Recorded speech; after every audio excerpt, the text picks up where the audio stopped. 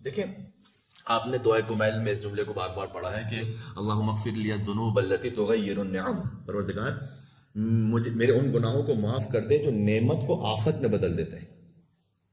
تو کچھ ایسے گناہ ہوتے ہیں کہ اللہ نے نعمت عطا کی ہے لیکن ہم اس نعمت کو خود اپنے لیے آفت بنا لیتے ہیں۔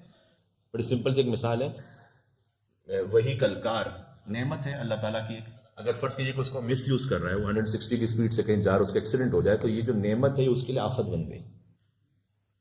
تو کبھی نعمتوں کا مس یوز اسے آفت بنا دیتا ہے۔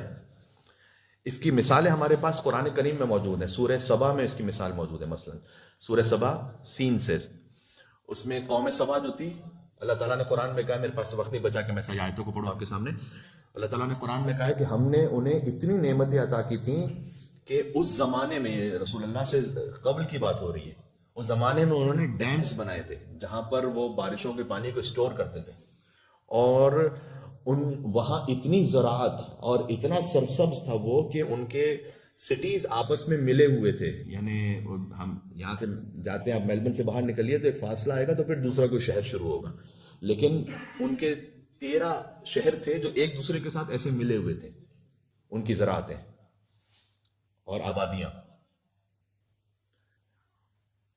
ان کے پاس وقت نہیں ہوتا تھا کہ وہ ان پھلوں کو اتار سکیں، نیچے زمین پر گرتے تھے، وہی مٹی میں مل کے ختم ہو جاتے تھے۔ کوئی وہاں سے گزرتا تھا تو کہتے ہیں کہ اتنے قریب قریب درخت ہوتے تھے کہ کوئی راستہ ایسا نہیں تھا کہ جہاں سے آپ ہاتھ آگے بڑھائیں اور آپ کے پاس کوئی نہ کوئی پھل نہ آ جائے۔ پھر کیا ہوا؟ اس نعمت کو انہوں نے ایسے کفران شروع کیا کہ خاص طور پر کہتے ہیں کہ روٹی وہ اضافی اتنی ہوتی تھی تو پھینکتے تھے، اسی کے اوپر چلتے تھے۔ بعض مرتبہ نیاز کے لیے ہم کتنا ویسٹ کرتے ہیں، آپ سوچئے گا خود، کتنا پھینکنے میں جاتا ہے۔ ساتھ میں فرض کیجئے کہ آپ کے ساتھ ایک آپ کا بیٹا ہے یا بیٹی ہے، اگر مائیں بہنیں سن رہی ہیں تو، اور آپ کو پتا ہے کہ وہ زیادہ نہیں کھا سکتے، تو آپ کیوں پوری پلیٹ بھرتے ہیں ان کے لیے کہ اس کے بعد وہ پھینکنے میں جائے؟ اس میں کیا شرم کی بات ہے کہ وہ آپ اور وہ ایک ساتھ ایک پلیٹ میں کھا لیں؟ اس میں کیا حرج ہے؟ تو چونکہ جب پیٹ بھرے ہوئے ہوتے ہیں تو ہمیں احساس بھی نہیں ہوتا، آدھی روٹی پھینکیں گے، جو ہے نا وہ گوشت پھینک دیں گے، چکن پھینک دیں گے۔ اور میں نے ایک جگہ پڑھا تھا، میں اس کا ایگزیکٹ اسٹیٹسٹکس بھول رہا ہوں اس وقت، لیکن آئی تھنک 70% تھا، ڈسٹ بن ایک بنا ہوا تھا، اس کے اوپر لکھا ہوا تھا کہ I ate more than 70% of the children of the world. 70% دنیا کے بچوں کو اتنا نہیں ملتا جتنا ڈسٹ بن میں پھینکا جاتا ہے۔ دن قوم سبا سے اللہ تعالیٰ نے وہ عذاب نازل کیا کہ 100 صحرائی چوہے اللہ نے خلق کیے، جن کا کام یہ تھا کہ وہ جو ڈیم انہوں نے بنایا تھا اس میں سے کھا لیں، سرا کر دیں، اور ایک دم ایک فلڈ آیا پوری آبادی میں، اور پوری آبادی نیست و نابود ہو گئی۔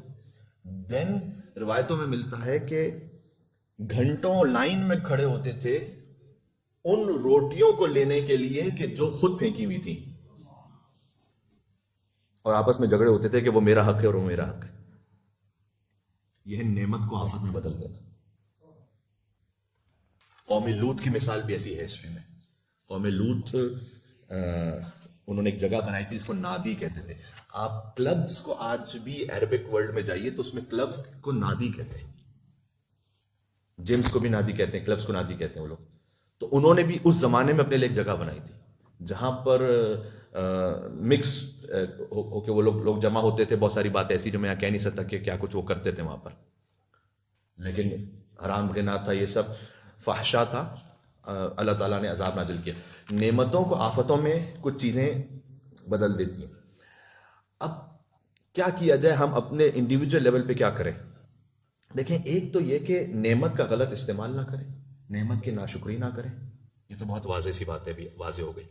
ایک اور بھی چیز ہے، نعمت تھن جاتی ہے اس سے کہ جو صحیح پلان کر کے آگے نہیں بڑھتا۔ یہ بات واضح ہو رہی؟ حدیث میں آیا ہے کہ لا مال لمن لا تقدیر لہ، جس کی صحیح پلاننگ نہ ہو بالآخر مال اس سے چھن جائے گا۔ آپ اتنا زیادہ کیئرلیس نہ بنے، ہر چیز کی ایک درمیانی وسط راہ ہوتی ہے، نہ ہی ہم بخل کرنے والے بنے، اوور پلاننگ کرنے والے بنے، اور نہ ہی بالکل لاپرواہ بن جائیں۔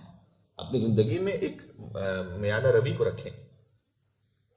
یہ میانہ روی چھوٹ جاتی ہے ویسٹرن ورلڈ میں رہتے ہوئے اس لیے کہ پتہ ہے کہ اس کو کوئی فکر نہیں ہے ادھر ادھر سے، بس جہاں سے ہے تو مل جائے، ہو جائے گا، کچھ نہ کچھ ہو جائے گا، ورنہ تو کریڈٹ کارڈ زندہ باد، کچھ نہیں بھی ہے تو کریڈٹ کارڈ سے چلتا رہے گا. میں نے سڈنی میں تھا تو میں نے ایک صاحب سے کہا کہ میں نے آج تک زندگی میں کریڈٹ کارڈ یوز نہیں کیا. تو انہوں نے کہا کہ مولوی صاحب میں آپ کا فقط اس بات پر ہاتھ کا بوسہ لینا چاہتا ہوں کہ زندگی میں آپ نے کبھی کریڈٹ کارڈ یوز نہیں. میں نے کہا نہیں، کبھی کریڈٹ کارڈ یوز نہیں کیا زندگی میں، کبھی نہیں کیا، الحمدللہ ضرورت نہیں پڑی. اور تو جب یہ سب کچھ ہوتا ہے نا تو پھر وہ صحیح پلان انسان نہیں کرتا کہ میں چادر دیکھ کر پاؤں پھیلاؤں. ایک بات یہ. دوسرا، لا جدید لمن لا خلق له. مجھے تعجب ہوا، پہلے میں سمجھتا تھا کہ حدیث کسی اخلاقی کتاب میں ہوگی، لیکن پھر جب میں نے اس کو سرچ کیا تو مجھے کتاب الکافی میں حدیث ملی ہے. اس کا مطلب یہ، اس کو سمجھانے کا وقت نہیں ہے ڈیٹیل میں، لیکن اس کا مطلب یہ کہ جو پرانا استعمال نہ کرے اس کے پاس نیا نہیں آئے گا. اس کا لفظی ترجمہ یہ، یعنی ہر چیز کو پھینکنا تھے اٹھا کے، بس جو بھی اٹھا کے پھینک دیا، 2 دفعہ پہنا اٹھا کے پھینک دیا، کیا ویسٹ کرتی. یہ حدیث میں جو پرانا استعمال کرنے کا عادی نہ ہو اس کے پاس نیا پھر کبھی نہیں آتا، نیا رہتا نہیں ہے اس کے پاس. بہت مرتبہ ہوتا ہے ایک مثلا لیڈیز نے کوئی ایک پرس لیا ہے، 2-3 جگہوں پر استعمال کیا، اس کے بعد نہیں تو پرانا ہو گیا، چھوڑ دو اس کو. اس کے بعد دوسرا لیں گے، تیسرا لیں گے، چوتھا لیں گے. یہ سلسلہ کبھی نیور اینڈنگ ہے. یہ وہ ہے کہ جو بالآخر نعمت کو آفت میں بدل دیتا ہے. بات ہے انشاءاللہ. اللہ تعالی ہمیں قرآن اور اہل بیت علیہ السلام کی تعلیمات پر عمل کرنے کی توفیق عطا فرمائے.